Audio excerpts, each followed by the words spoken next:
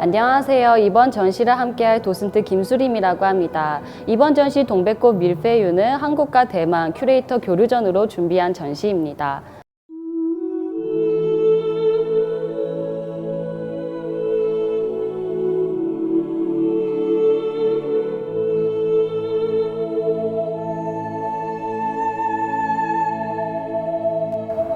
네, 이쪽 작업은 강홍구 작가의 종촌리 사라진 마을 여행하기라는 작품입니다.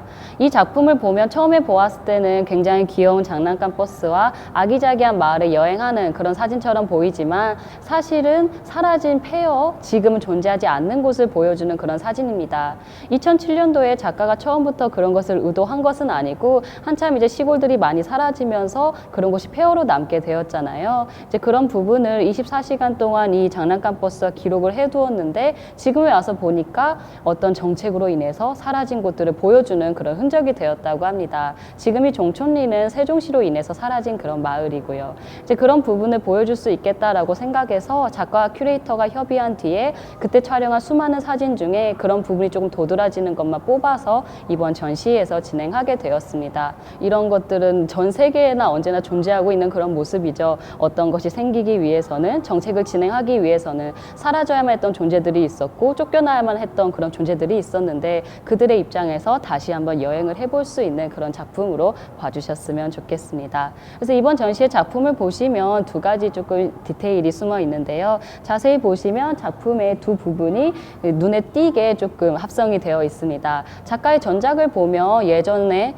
사진 위에 이렇게 그림을 그린다든지 이렇게 사진을 눈에 보이게 합성한다든지 이런 장치를 통해서 사진 밖으로 벗어 나올 수 있는 장치를 이제 준비하고 있는데요. 우리가 보통 사진을 볼 때는 사진 안으로 들어가서 그 사진의 원근감 안에서 이렇게 감상을 하게 되지만 그거 밖으로 벗어나서 이 사진을 다시 보았을 때는 그냥 사라진 마을을 우리가 안타깝게 바라볼 뿐밖에 없는 거죠. 이제 그런 사진을 보여드리고 있고 처음에 작가가 이야기할 때도 그런 부분을 조금 보여주고 싶어서 빨랫줄에 사진을 걸어서 전시를 하고 싶었다라고 이야기를 합니다. 하지만 관리상의 문제점이 있어서 저희가 위에 부분만 이렇게 고정한 채로 진행을 하게 되었는데요. 이런 구겨지는 모습이나 말려 올라가는 모습을 통해서 이 관람객분들이 이 사라진 마을에 대해 조금 안타까운 마음을 가지고 공감해 주었으면 좋겠다라고 작가는 이야기하고 있습니다. 이쪽에 있는 작업은 나연 작가의 빅풋을 찾아서라는 작품입니다.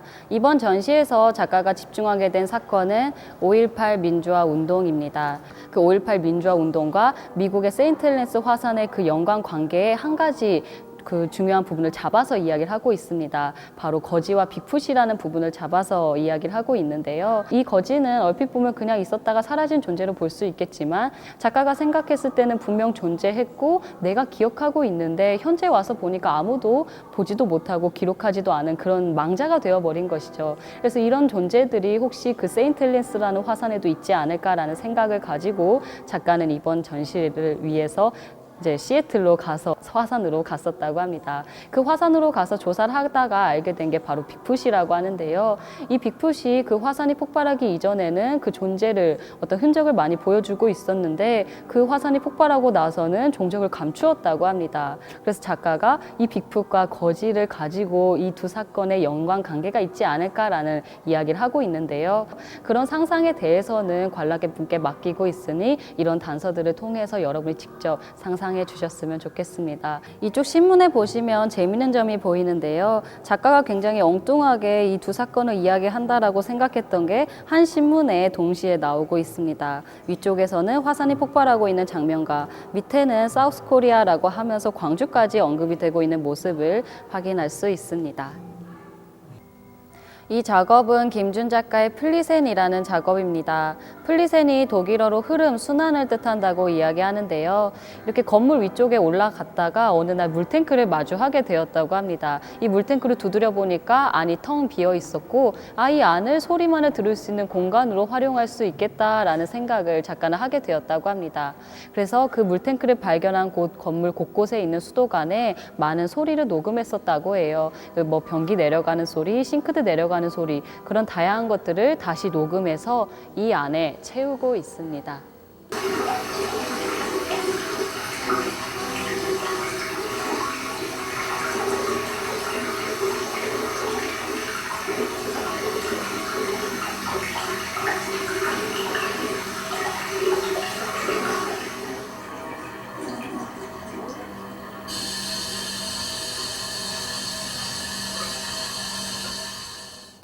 네, 이쪽에 있는 작업은 대만 작가 저우위정의 직업의 이력이라는 작품입니다. 이번 작업에서는 어떤 사람의 인생에 대해서 이야기를 하고 싶었다고 합니다. 그래서 작가는 대만 신문에 광고를 내었다고 합니다. 60대 노동자의 삶을 듣고 싶습니다 라고 광고를 낸 뒤에 만난 게 이 책 표지에 있는 루치에테입니다. 이 얼핏 이 책을 보았을 때는 그냥 단순한 개인의 삶, 개인의 어떤 연대기를 보여주는 것처럼 보이지만 알고 보면 우리는 이 삶을 통해서 대만의 그 당시의 경제 구조나 사회 구조를 엿볼 수 있습니다. 그리고 한 발자국 나아가 보면 이런 노동자라는 게 우리가 지금 입고 있는 옷이나 우리가 누리는 곳에 모두 다 있는 그런 부분인데 우리는 그런 부분을 또 바라보지 못하고 잊은 채로 살기도 하죠. 그런 것들에 대한 관심이 될 수도 있을 것 같습니다. 작가가 이 작업을 준비하면서 어떻게 하면 관람객 분들에게 이 루치에테와 나눈 대화를 조금 시각적으로 보여줄 수 있을까 많은 고민을 했었다고 해요. 그러다가 생각하게 된 게 바로 이 패턴입니다. 이 작가와 인터뷰를 할 때마다 루치에테가 거의 이 무늬의 셔츠를 입고 왔었다고 해요. 그 대화를 나눈 것 자체가 이 작품이며 이 작품을 눈으로 보여줄 수 있는 게 바로 이 패턴이 된 것이죠.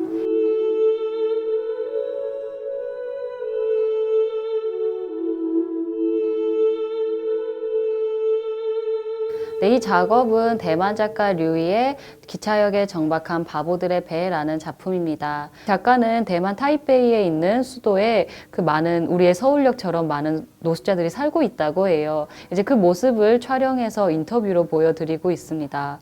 처음 보았을 때는 우리 서울역에 있는 노숙자들과 마찬가지로 조금 멀리하고 싶고 정신도 온전치 않은 것처럼 보이지만 그들의 이야기를 점점 듣다 보면 우리와 비슷한 모습, 공통점을 발견할 수 있습니다. 그들의 이야기를 듣다 보면 예전에는 우리와 비슷한 삶을 살았던 그런 모습을 보여주고 있습니다. 어찌 보면 저들의 문제가 아니라 우리가 같이 해야 되고 해결해 나가야 할 그런 과제이며 이런 것들은 우리에게도 찾아볼 수 있습니다.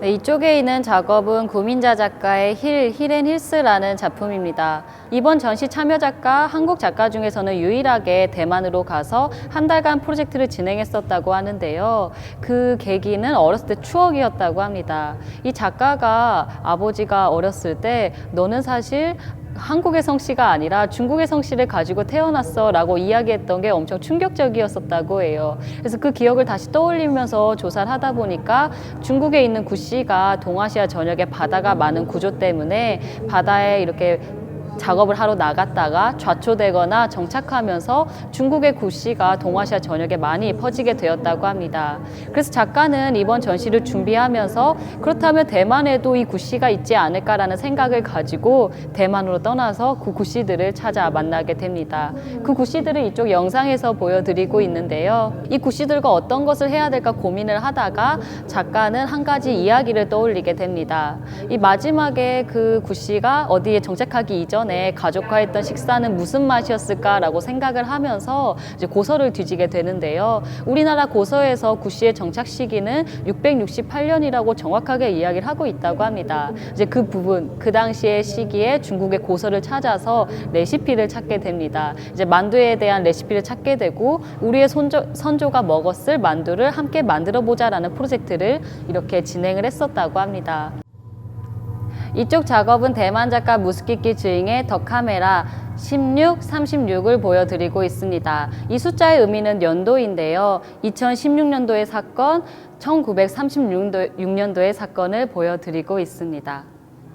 2016년도에 JYP와 대만 하면 떠오르는 사건이 바로 트와이스라는 그룹의 쯔위의 사건이었죠. 그 마이리틀 텔레비전이라는 방송에서 쯔위가 나와서 대만 국기를 흔든 일이 한중 수교에 큰 영향을 미친다라고 해서 쯔위가 공개 사과를 했던 일이 있었습니다. 근데 사실 보면 쯔위가 자신이 대만인이니까 대만 국기를 흔든 것에는 큰 문제가 없었는데 어떤 국제 안의 권력 때문에 이런 굴욕적인 사과를 하게 된 것이죠. 이제 그 모습을 작가는 카메라의 시선으로 보여주고 있습니다. 사실 우리가 그 공개 사과 사각을 봤을 때는 이제 방관자의 입장으로 바라보고 있었죠. 방관자는 사실 권력의 편에 서 있는 사람과 다를 바가 없는데 그 시선에서 벗어나서 조금 더 피해자의 시점으로 이야기를 하고 싶어서 이렇게 카메라를 바라보는 느낌으로 영상을 연출했다고 합니다.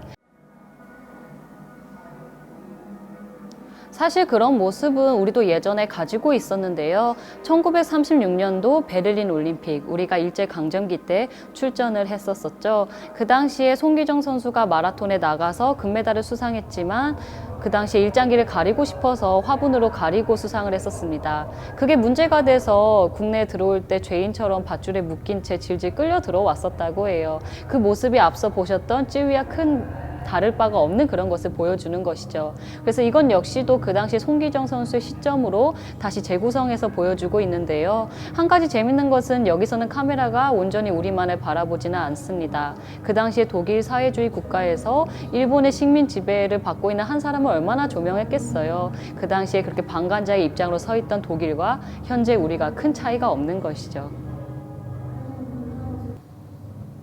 이쪽 작업은 신재현 작가의 설탕 만다라라는 작품입니다. 작가는 이번 전시에서 일본 식민 지배 당시에 대만과 우리나라의 그때 당시 식민 지배 구조에 대해서 공부를 하게 되었다고 하는데요. 그때 당시 역사를 봐보면 일본은 군대 무기를 많이 만들면서 돈을 벌었었고 우리나라에서는 식량을 키우면서 군수 식량으로 사용을 했었었고 대만은 그 사탕수수 농업을 진행하면서 돈을 많이 벌었었다고 합니다. 그래서 이 설탕이라는 것에 조금 더 주목해서 이 설탕이라는 것이 힘 있는 가해자와 힘 없는 피해자의 관계를 이야기할 수 있겠다라고 생각해서 소재로 선정했다고 하는데요. 그 설탕을 가지고 만다라를 그리면서 작품을 이야기하고 있습니다. 이 만다라는 불교의 수행법 중 하나로 나중에 엎어버리면 싹 다 사라지는 그런 그림이라고 하는데요. 일부러 이렇게 쉽게 사라질 수 있는 방법으로 작가는 이야기하고 있다라고 합니다. 그 권력 지배 방식에 있어서 피해자의 입장에서는 한 단어를 입에 올리기 어렵지만 우리 입장에서는 굉장히 쉽게 얘기하고 쉽게 잊혀지는 경우가 참 많잖아요. 최대한 피해자의 입장에서 어렵게 이야기를 하고 싶었다라고 작가는 이야기하면서 동아시아 전역에 판매되고 있는 사탕들을 나쁜 첨가물이 들어간 사탕들을 골라다가 직접 가루로 만들어서 만다라를 그리고 있다고 합니다.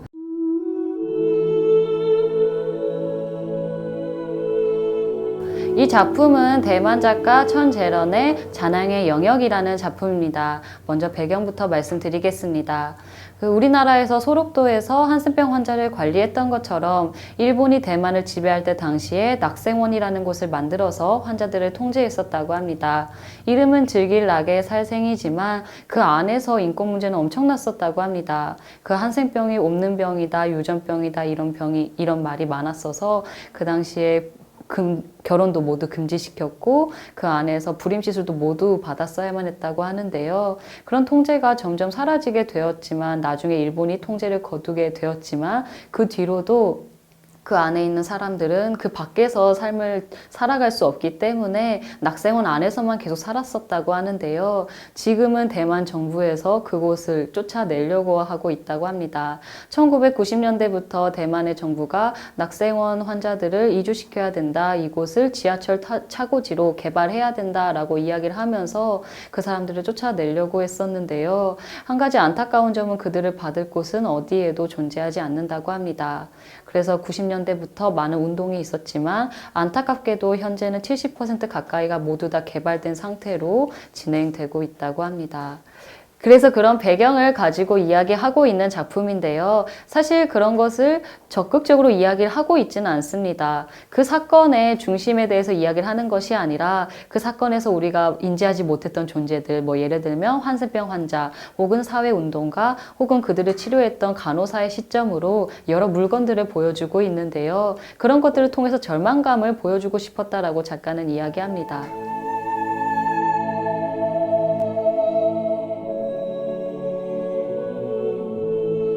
이쪽에 있는 작업은 대만 작가 위안광밍의 에너지의 풍경이라는 작업입니다. 우리는 20세기 초반부터 시각적인 것에서 벗어나야 한다라고 이야기를 많이 했었지만 여전히 보이는 것에 많이 집착하고 있죠. 이제 그런 것들을 영상을 통해서 이야기하고 있는데요. 작가가 이번 작품에서는 에너지의 부분에 집중해서 보여주고 있습니다. 많은 고에너지 발전 사업이 각국에서 진행되고 있지만 그 뒤에 있을 이면, 폐허들에 대해서는 쉽게 보여주지 않는데요. 이제 그런 것들을 사람들이 보려고 하지 않는다면 다른 시선으로 보여줘야겠다라고 작가가 생각해서 현대판 새의 눈이라고 할 수 있는 드론이나 헬리캠을 통해서 보여주고 있습니다. 그러니까 우리가 보지 못하는 눈에 보이지 않는 그런 위험들을 보여주고 혹은 소리로 들려주면서 작업을 진행하고 있는데요. 사실 이런 부분은 뭐 대만이나 우리뿐만 아니라 전 세계가 앞으로 헤쳐나가야 할 그런 과제겠죠. 이제 그런 것들을 한번 소리와 영상을 통해서 직접 체험해 보시길 바랍니다.